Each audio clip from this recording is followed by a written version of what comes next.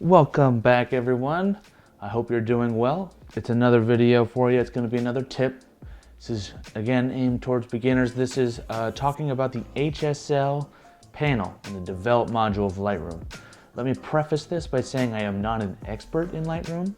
I'm not an expert in all the ways and tools and tricks that people use HSL panel for.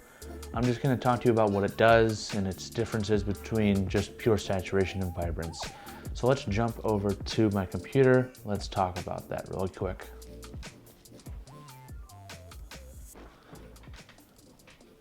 Okay, so here we have a photo that I edited actually from my girlfriend for her page, for her blog. It's just these cool Ziploc bags.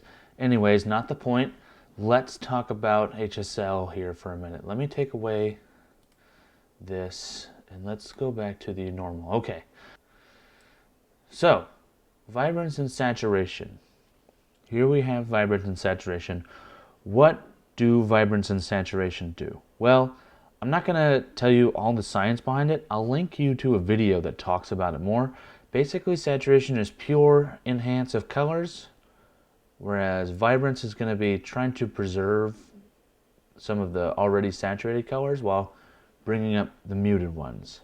It's confusing. Go watch the video. It'll tell you all about what that does. For this particular instance, I don't want to just bring up the saturation. Why? Because I'm getting this nasty blue color. Well, it's not nasty, but these don't look blue like this. And I want to bring up these colors naturally in the photo. So what I'm going to do is and I will bring up the vibrance a little bit, but you know, whatever. Nope, sorry. I want to bring up the vibrance a little bit. I'll bring up the clarity. Now let's go down to the HSL panel. All right, daunting, absolutely. Look at all of this stuff that you can do. What is hue? Hue is just literally changing the color that you pick. So you have this handy dandy item right here where you can click on it.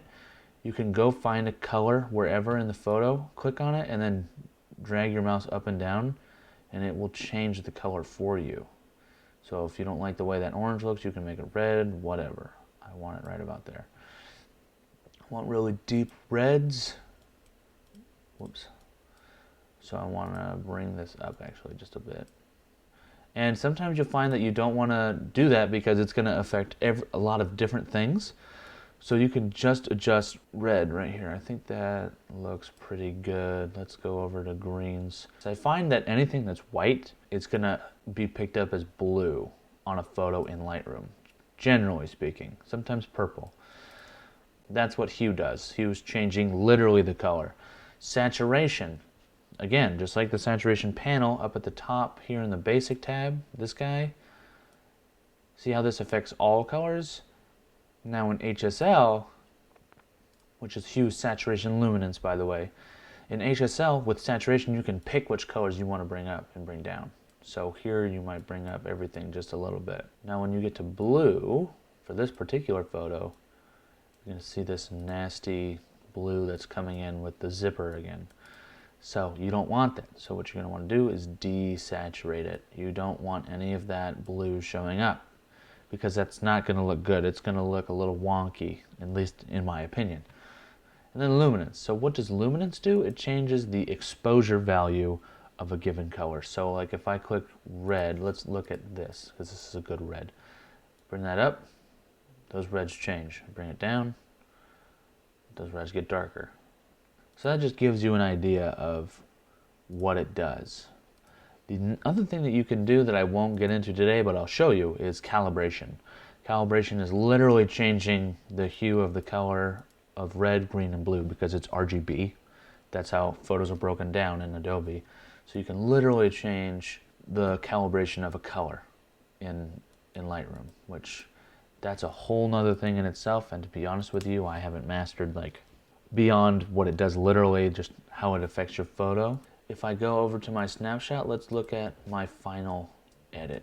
So bam, that's what that looks like. You can kind of take a look at what I've done here. So that is the power of the HSL tool. It's awesome, it's super helpful. You know, there's other things that I did on this photo beyond this. If you want to see that, let me know. more than happy to share with you what I did.